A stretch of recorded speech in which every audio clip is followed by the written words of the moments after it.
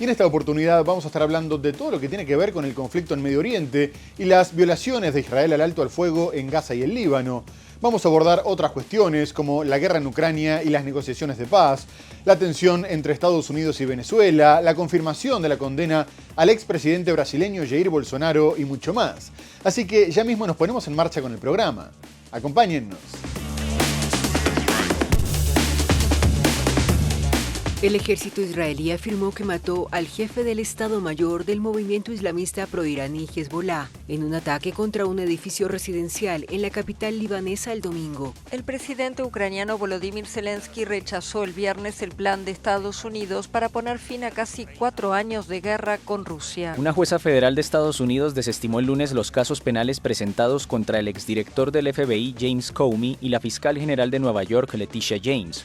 La República Bolivariana de Venezuela insta al gobierno estadounidense a rectificar esta errática política de agresiones y amenazas, rechazadas contundentemente por el propio pueblo de los Estados Unidos. El expresidente brasileño Jair Bolsonaro fue detenido el sábado de forma preventiva, luego que la Corte Suprema considerara que existía riesgo de fuga. El gobierno de Estados Unidos eliminará los altos aranceles impuestos a varios productos agrícolas provenientes de Brasil. Y vamos a comenzar el programa hablando del conflicto en Medio Oriente. Israel retomó los bombardeos en la Franja de Gaza, matando a 33 civiles, entre los que se cuentan 12 niños, mientras que se reportaron 88 heridos. Y poco después de los ataques, los más importantes desde que cesaron las hostilidades y que apuntaron sobre todo contra la ciudad de Gaza al norte y contra Han Yunis al sur, Qatar condenó las acciones brutales de Israel, advirtiendo que estaba impulsando una peligrosa escalada que amenazaba con socavar el acuerdo de paz. Por su parte, Israel respondió que el primero en haber violado el alto el fuego había sido Hamás, atacando a sus soldados en Han Yunis, aunque ninguno habría resultado herido. Esta versión fue rechazada por la organización islamista, que a su vez le pidió a Estados Unidos que ejerciera una presión inmediata y seria para que Israel comenzara a respetar la tregua.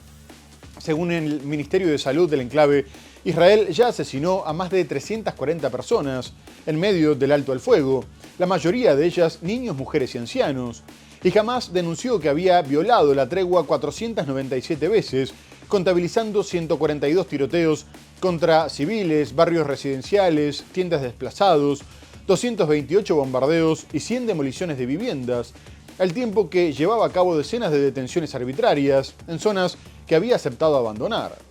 Por su parte, UNICEF se unió a las denuncias y aseguró que desde el comienzo de la tregua, Israel había matado un promedio de 2 niños por día.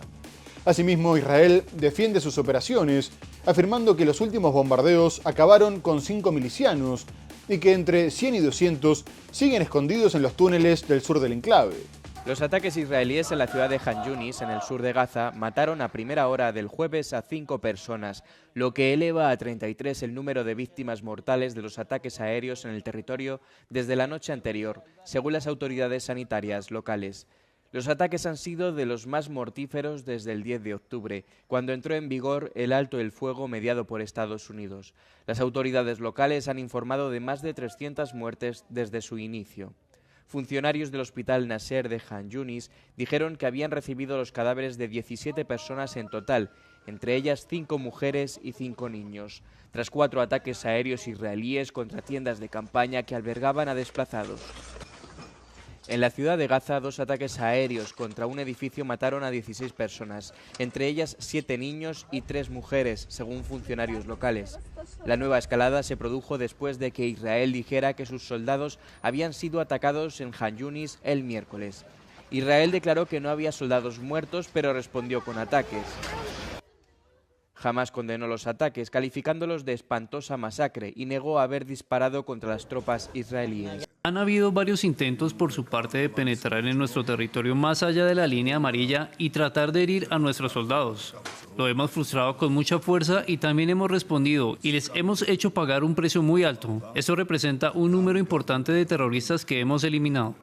Pero Israel también continuó con sus ataques en el Líbano, con el que también rige un alto el fuego, y comunicó que había asesinado al jefe del Estado Mayor de Hezbollah, Hassim Ali Tabatabai, en los suburbios del sur de Beirut. Si bien Israel ha atacado repetidamente el sur del país, el último bombardeo fue el primero en 6 meses en apuntar contra la capital y destruyó un edificio residencial, dejando 5 muertos y 28 heridos, aunque el resultado podría haber sido peor, dado que, según las autoridades libanesas, Israel no emitió ninguna alerta previa. Poco más tarde, Israel justificó el ataque afirmando que Tabatabai había liderado el fortalecimiento de la organización terrorista. El ministro de Defensa, Israel Katz, adelantó que seguirían actuando con fuerza para prevenir cualquier amenaza, y el primer ministro Benjamin Netanyahu dijo que la seguridad de Israel no estaba sujeta a la aprobación de ninguna parte del mundo y que solo ellos asumían esa responsabilidad. A su vez, Hezbollah sostuvo que el área atacada era civil y estaba desprovista de cualquier presencia militar, al tiempo que advirtió que este hecho podría volver a encender el ciclo de violencia, ya que abría la puerta a una escalada de asaltos en todo el país. Por su parte, el presidente libanés, Joseph Aoun, denunció la violación de la tregua por parte de Israel y le pidió a la comunidad internacional que interviniera con fuerza y seriedad para detener sus ataques, no solo en el Líbano, sino en toda la región. Tabatabai era considerado la mano derecha del líder de la organización, Naim Qassem, y también era buscado por Estados Unidos, que había ofrecido una recompensa de $5 millones. El ejército israelí afirmó que mató al jefe del Estado Mayor del movimiento islamista proiraní Hezbollah en un ataque contra un edificio residencial en la capital libanesa el domingo. La operación dejó al menos 5 muertos y casi una treintena de heridos. En un comunicado difundido poco después del bombardeo, las fuerzas de defensa de Israel aseguraron haber eliminado al terrorista Haitham Ali Tabatabai, jefe del Estado Mayor de Hezbollah. El primer ministro de Israel, Benjamin Netanyahu, confirmó la operación, realizada en el barrio de Jarek Freik, en los suburbios del sur de Beirut, un área densamente poblada y considerada bastión del grupo chiita. Tabatabai era un asesino en masa. Sus manos están manchadas con la sangre de muchos israelíes y estadounidenses, y no en vano Estados Unidos ofreció una recompensa de $5 millones por su cabeza. Este es el quinto ataque contra este bastión de Hezbollah en la capital libanesa desde el alto el fuego acordado entre Israel y el movimiento islamista en noviembre de 2024, y ocurre una semana antes de la visita programada del Papa León XIV al Líbano. Por su parte, Hezbollah reconoció que un alto mando fue blanco del ataque, aunque evitó revelar su identidad o confirmar su fallecimiento. Este ataque de hoy en los suburbios del sur cruza una nueva línea roja, una línea que ya había sido cruzada anteriormente. El presidente libanés, Joseph Aoun, instó a la comunidad internacional a intervenir seriamente y con firmeza para poner fin a los ataques de Israel contra el Líbano. Por otra parte, Israel tiene un frente interno después de que el ejército y el gobierno de Benjamin Netanyahu chocaran por las medidas tomadas tras la conclusión de una investigación de un panel de expertos sobre los fallos que hicieron que el país fuera incapaz de evitar los ataques de Hamas del 7 de octubre. El jefe del Estado Mayor, Eyal Zamir, reconoció que las fuerzas de defensa habían fracasado en su misión principal, que era la protección de sus ciudadanos, y dio de baja a una decena de altos mandos, considerando que habían sido responsables. No obstante, poco después del anuncio, el ministro de Defensa, Israel Katz, pidió revisar la investigación, destacando que se habían detectado puntos que no fueron encarados de manera adecuada y en profundidad, por lo que ordenó congelar por 30 días los nuevos nombramientos, desautorizando a Zamir, con el que ya tuvo profundos desacuerdos, dado que el jefe del ejército se opuso a extender las operaciones militares a toda la franja de Gaza, considerando que se estaría poniendo a los rehenes en grave peligro, aunque posteriormente dijo que acataría las órdenes políticas. Además, Zamir había provocado el malestar de Katz después de nombrar altos cargos militares sin haberle consultado, y tras la medida anunciada por el ministro, advirtió que esto afectaría la preparación para los próximos desafíos. Asimismo, la cuestión aumenta la presión sobre el primer ministro, que había prometido rendir cuentas por el 7 de octubre tras la guerra en Gaza, pero se niega a crear una comisión estatal de investigación, a pesar de las manifestaciones en Tel Aviv. Israel repasa responsabilidades internas por el ataque del 7 de octubre. Luego de realizar investigaciones, el jefe del Estado Mayor, Eyal Zamir, concluyó que las fuerzas defensivas fracasaron el día de 2023 en el que Hamas ingresó al territorio. Zamir además anunció destituciones de altos mandos de los uniformados. Mis conclusiones presentan una imagen inequívoca. Las FDI fracasaron en su misión principal el 7 de octubre, proteger a los ciudadanos del Estado de Israel. Este es un fracaso grave, rotundo y sistémico. No es fácil tomar decisiones que afectan a personas a las que respeto y que han dedicado su vida a la seguridad del país, personas con las que he luchado durante décadas. Sin embargo, esta investigación suscitó un nuevo conflicto con el Ministerio de Defensa. A través de un comunicado, el ministro Israel Katz anunció que solicitó a la División de Defensa del Contralor Estatal que examine la última investigación realizada por el Ejército. He decidido asignar al Contralor del Estamento de Defensa, el general de brigada Yair Volansky, la tarea de examinar a fondo el informe del equipo liderado por el general Sami Turjeman, incluyendo investigaciones adicionales en áreas que las fuerzas de defensa de Israel no han investigado previamente, así como completar las investigaciones que el comité marcó en rojo y determinó que no se llevaron a cabo de manera adecuada y en profundidad. Katz y Samir mantuvieron disputas en los últimos meses. Por caso, el jefe del ejército se oponía a la invasión total de Gaza, alegando que podía haber rehenes en las zonas a invadir. Y ahora vamos a dejar Medio Oriente para hablar de la guerra en Ucrania. Mientras su mandatario Volodymyr Zelensky estaba en Turquía intentando relanzar las negociaciones de paz con Rusia, recibió un baño de agua fría después de que Estados Unidos le extendiera una propuesta de paz negociada entre Vladimir Putin y Donald Trump. El texto contaba con 28 puntos, entre los que se encuentran las exigencias de Moscú, como la cesión de todo el Donbass, la reducción del ejército ucraniano, la imposibilidad de que cuente con aviones de combate en su territorio, el reconocimiento del idioma ruso y un veto a la expansión de la OTAN, y a su vez daría garantías de seguridad a Ucrania y Europa. Posteriormente, Zelensky respondió que se encontraba en el dilema de perder la dignidad, aceptando un acuerdo ignominioso, o perder a uno de sus principales aliados. Las negociaciones se habían estancado porque Zelensky se había negado a ceder territorios, aunque Kiev parece haberse quedado sin respuestas ante los avances rusos en casi toda la línea del frente, y el mandatario se encuentra debilitado tras un reciente escándalo de corrupción protagonizado por su círculo cercano. De todas maneras, confirmó que esas condiciones no eran aceptables, ya que significaría vivir sin libertad y sin justicia, pero que iban a ser una contrapropuesta para no quedar como el bando que no quería la paz.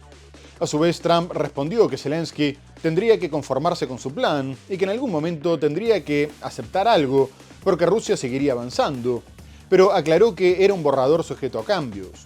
Por su parte, Europa rechazó la propuesta, sosteniendo que nada iba a tener éxito si ellos no participaban de las negociaciones. El presidente ucraniano Volodymyr Zelensky rechazó el viernes el plan de Estados Unidos para poner fin a casi 4 años de guerra con Rusia. En un mensaje de video a la nación, prometió además que no traicionará los intereses ucranianos.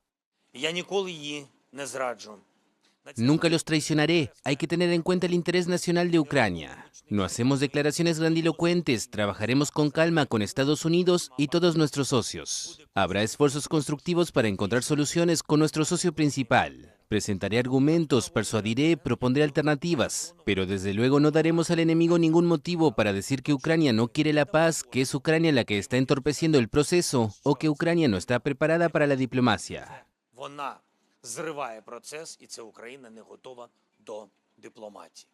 El plan de 28 puntos, apoyado por el presidente estadounidense Donald Trump, insta a Ucrania a ceder territorio a Moscú y a reducir significativamente su ejército. También obligaría a Ucrania a comprometerse a no unirse nunca a la OTAN. A cambio, recibiría garantías de seguridad confiables, no especificadas, y un fondo para la reconstrucción, utilizando partes de los activos congelados de Rusia. Por su parte, Moscú no solo mantendría los territorios que ocupa, sino que obtendría más tierras actualmente controladas por Kiev, y las potencias occidentales levantarían las sanciones contra Rusia, que sería invitada a volver al G8, del que fue expulsada por la anexión de Crimea en 2014. Tendrá que gustarle, y si no le gusta, supongo que deberían seguir peleando. Trump añadió que en algún punto Zelensky tendrá que aceptar algo.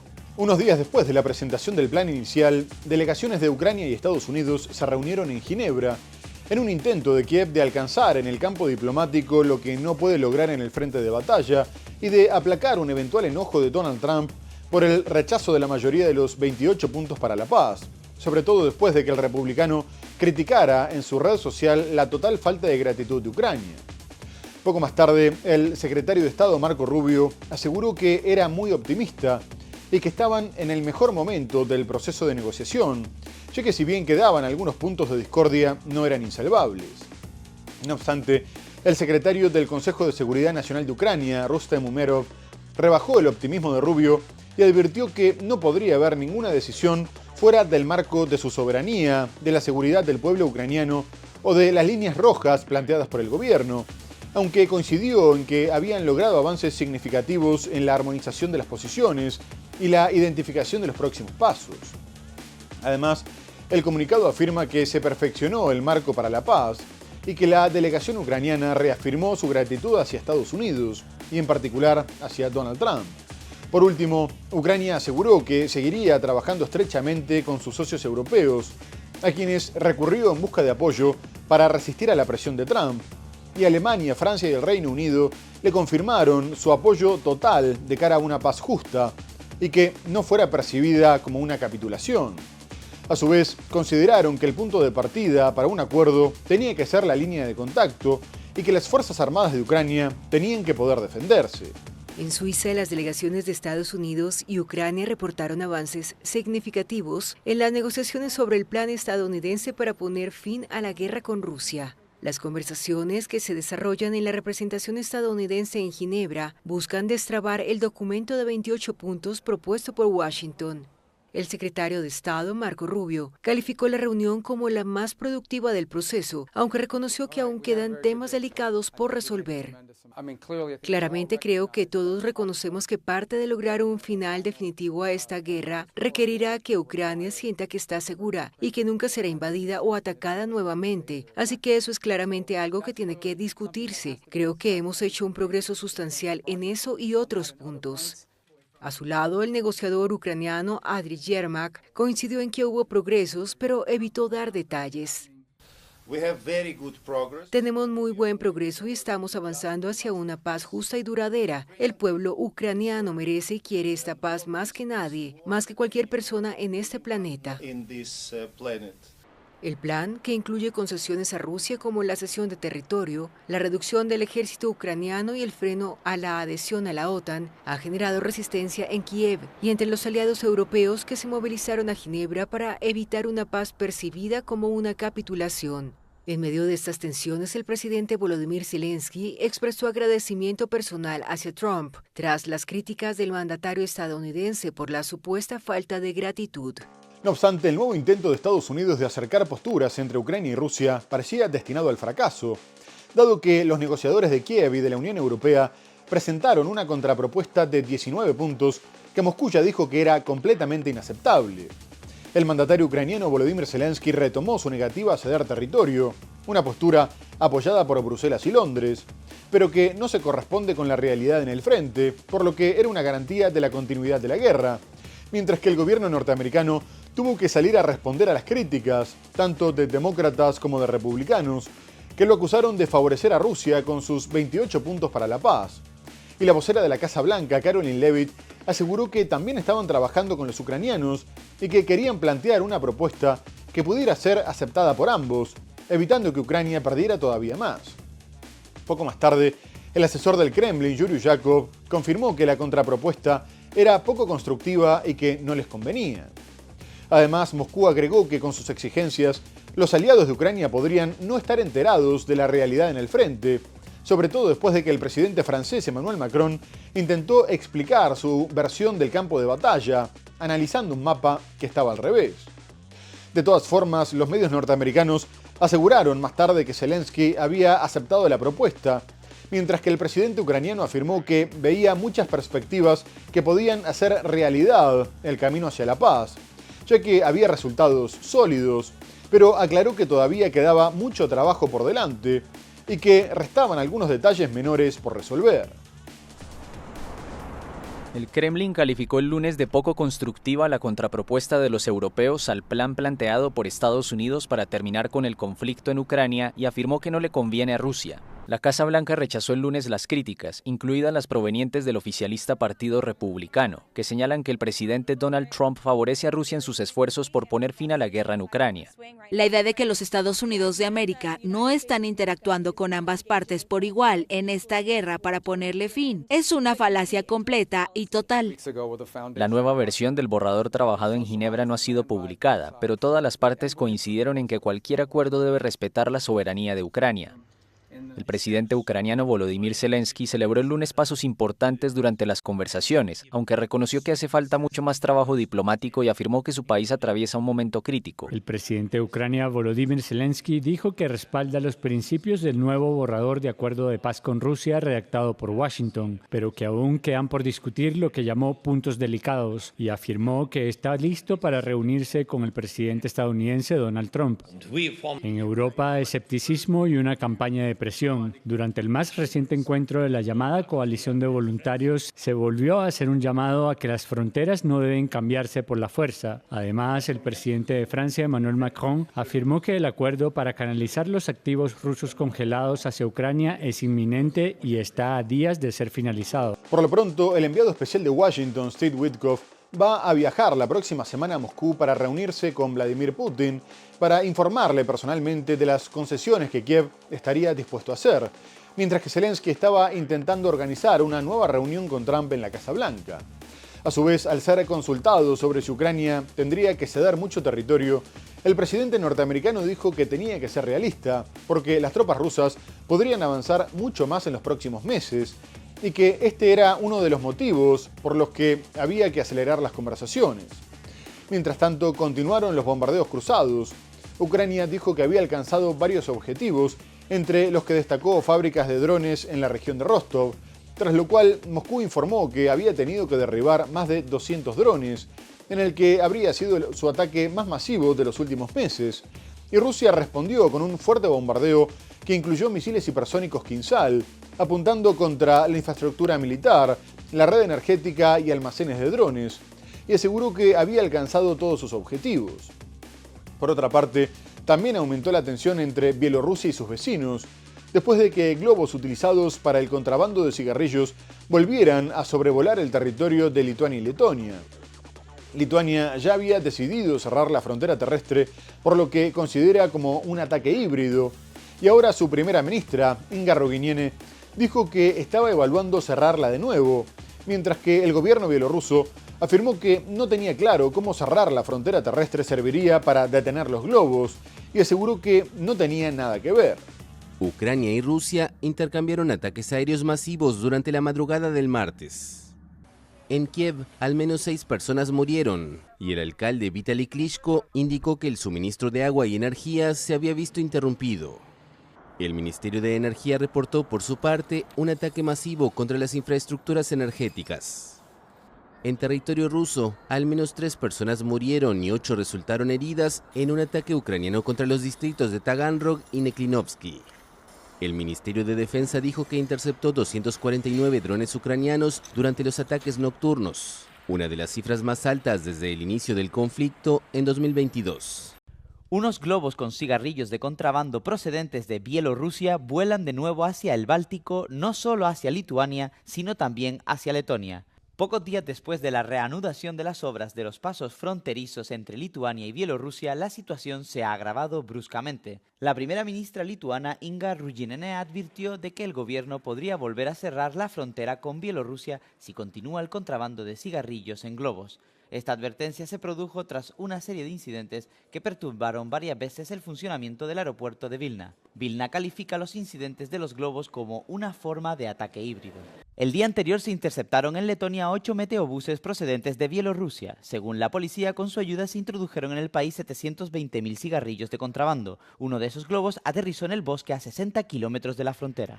Los guardias fronterizos también constatan un aumento de la inmigración ilegal. En las últimas 24 horas han sido detenidas 30 personas que intentaban entrar ilegalmente en Letonia. Muy bien amigos, tenemos que hacer una breve pausa comercial y enseguida regresamos para hablar de la tensión entre Estados Unidos y Venezuela, de la confirmación de la condena del expresidente brasileño Jair Bolsonaro y mucho más.